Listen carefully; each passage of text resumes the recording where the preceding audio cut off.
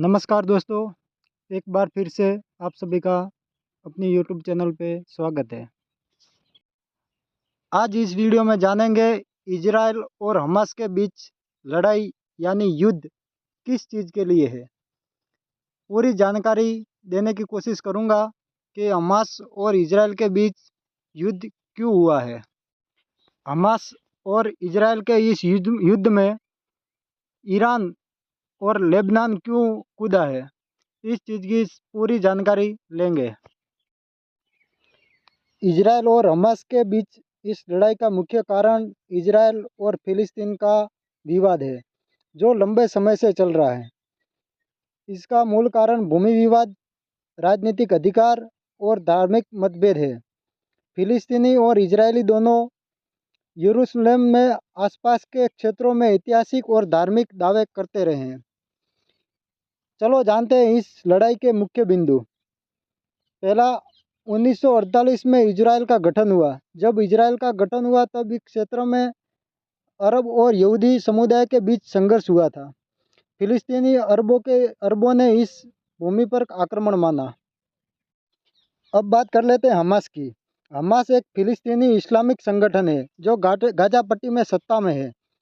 Hamas Israel के अस्तित्व को मान्यता नहीं देता है और इजराइल के खिलाफ सशस्त्र संघर्ष में विश्वास करता है। बात करते हैं फिर गाजा पट्टी और पश्चिमी तट। फिलिस्तीन दो विभागों में बटा हुआ है, एक गाजा पट्टी है और एक पश्चिमी तट। गाजा पट्टी पर हमला हमास का हमेशा नियंत्रण रहा है, जब पश्चिमी तट का प्रशासन फिलिस्तीनी प्राधिकरण में पास है। इजराइल और हमास के बीच टकराव अक्सर गाजा पट्टी में होता है, जहां से हमास रॉकेट हमले करता है और इजरायली जवाबी हवाई कार्रवाई करता रहता है।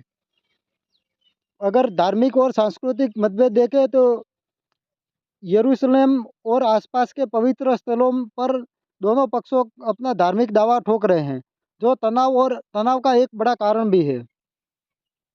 अब समझते हैं कि इसके लिए शांति का कोई प्रयास हुआ है कि नहीं। कई शांति के प्रयास हुए हैं, लेकिन भूमि विभाजन, शरणार्थी की समस्या और सुरक्षा की चिंता पर सहमति नहीं बन पाई है, जिसके कारण संघर्ष चलता रहा है। इसलिए ये विवाद राजनीतिक, धार्मिक और ऐतिहासिक रूप से गहरे और मतभेदों का परिणाम बन गया है। हम सब जानते ही हैं कि फिलिस्तीन जो एक देश है, वो दो विभागों में बटा हुआ है। एक गाजा पट्टी मानते हैं और एक पश्चिमी तट यानी वेस्ट बैंक जो बोला जाता है। वो दोनों के बीच में इजराइल है। तो वहाँ पर जो गाजा पट्टी है, वहाँ पर हमास नाम का एक संगठन, इस्लामिक संगठन है, वो काम कर रहा है। तो हमास के इतिहास के बारे में जानते हैं, कई लोग उसको आतंकवादी संगठन भी मानते हैं। तो हमास के बारे में जानते हैं कि हमास कई देशों में और आतंकवादी संगठन तो मानते ही है, और सभी का दृष्टिकोण भिन्न भिन्न रहा है। अगर इसका हमास के बारे में अंतर्राष्ट्रीय दृष्टिकोण देखें तो अमेरिका, यूरोप संघ, इजराइल, कनाडा, जापान और अन्य देश हमास को एक आतंकवादी संगठन के रूप में मानते हैं। खासकर उनका दिए गए आत्मघाती हमले, रॉकेट हमले और अन्य हिंसक गतिविधियों के कारण इजराइल और नागरिकों को निशाना भी बनाया कई बार हमास ने। इसलिए उसको आतंकवादी संगठन अंतर्राष्ट्रीय दृष्टिकोण से माना जा रहा है। हमास के दृष्टिकोण से हमास अपने आप को खुद को फिलिस्तीन राष्ट्र का स्वतंत्रता के लिए संघर्ष का प्रतिरोधी आंदोलन के रूप में बनाया हुआ एक संगठन मान रहा है। उनका कहना है कि उनका संघर्ष इजराइल के कब्जे और उनके द्वारा किए गए अन्याय के खिलाफ एक इस्लामिक संगठन मान रहा है खुद को। अगर फिलिस्तीन का दृष्टिकोण देखें तो गाजा पट्टी में हमास एक राजनीतिक और सामाजिक संगठन के रूप में काम कर रहा है, जो लोगों को शिक्षा, स्वास्थ्य और सेवाएं प्रदान करता है, सामाजिक सेवा भी करता है। कई फिलिस्तीनी हमास को उनको अधिकार और स्वतंत्रता का लड़ाई के लिए संगठन मानते हैं खुद को। वो स्वतंत्रता सेनानी भी मानते हैं।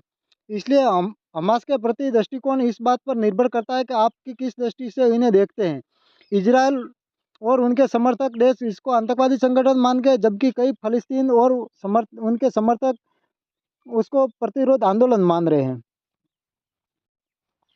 अब जानने की कोशिश करते हैं कि हमास और इजराइल की लड़ाई में लेबनान और ईराक क्यों कूदा है। लेबनान और ईराक इजरायल और हमास के संघर्ष से जुड़ा उनके क्षेत्रीय और वैचारिक हितों के साथ साथ उनकी राजनीतिक और सैन्य रणनीति के संबंध में माना जा रहा है। आइए इसको विस्तार से समझते हैं।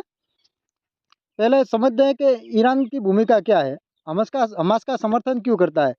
ईरान शिया मुस्लिम बहुल देश है, जबकि हमास सुन्नी संगठन है। इसके बावजूद ईरान लंबे समय से हमास का समर्थन करता आया है। ईरान हमास को वित्तीय सहायता, हथियार और सैन्य प्रशिक्षण प्रदान करता है ताकि वो इजरायल के खिलाफ संघर्ष कर सके। ईरान इजरायल की दुश्मनी, ईरान और इजरायल के बीच तनाव बहुत पुराना है। ईरान इजरायल को कब्जे वाला राज्य मानता है और उसका उद्देश्य इजरायल को कमजोर करना है। इजरायल पर दबाव बनाने के लिए ईरान हमास अन्य फिलिस्तीनी संगठनों का समर्थन देता है। अगर क्षेत्रीय शक्ति का संघर्ष देखें तो ईरान और पश्चिम एशिया में एक प्रभावशाली शक्ति बनना चाहता है और ईरान इसका सबसे बड़ा प्रतिद्वंदी माना जाता है। ईरान इजरायल के खिलाफ हमेशा हिजबुल्लाह, जो लेबनान में एक संगठन है, उसका समर्थन करता है और मुस्लिम दुनिया में एक नेता के रूप में प्रस्तुत करता है। अगर लेबनान की भूमिका देखें, जो एक हिजबुल्लाह नाम का एक संगठन है वहाँ पर, वो इसके बारे में जानकारी प्राप्त करते हैं तो लेबनान में हिजबुल्लाह के नामक शिया मिलिशिया समूह सक्रिय है, जो इजरायल का कड़ा विरोधी है और ईरान का प्रमुख सहयोग भी है। हिजबुल्लाह को ईरान से वित्तीय और सैन्य सहायता मिलती रहती है। यह संगठन इजरायल के खिलाफ कई बार हमले कर चुका है और उसका मानना है कि फिलिस्तीन का मुद्दा मुस्लिम जगत का साझा संघर्ष है। अगर लेबनान इजरायल सीमा जो संघर्ष चलता आ रहा है उनके बारे में बात करें तो हिजबुल्लाह इजरायल के उत्तरी सीमा पर सक्रिय है और इजरायल के साथ कई बार गंभीर संघर्ष भी उलझ चुका है। जब भी गाजा में हमास और इजरायल के बीच टकराव बढ़ता है तो हिजबुल्लाह कभी कभी इजरायल पर दबाव बनाने के लिए सीमा पर हमले करता रहता है। फिलिस्तीनियों का संघर्ष को समर्थन, फिलिस्तीनी संघर्ष का समर्थन बारे में लेबनान की सरकार भले ही हमास के साथ सीधे तौर पर शामिल न हो, लेकिन हिजबुल्लाह के जरिए वह फिलिस्तीन संघर्ष का समर्थन करता है। हिजबुल्लाह और हमास के बीच अच्छे संबंध है और दोनों को इजरायल के खिलाफ लड़ाई सहयोग करता रहा है।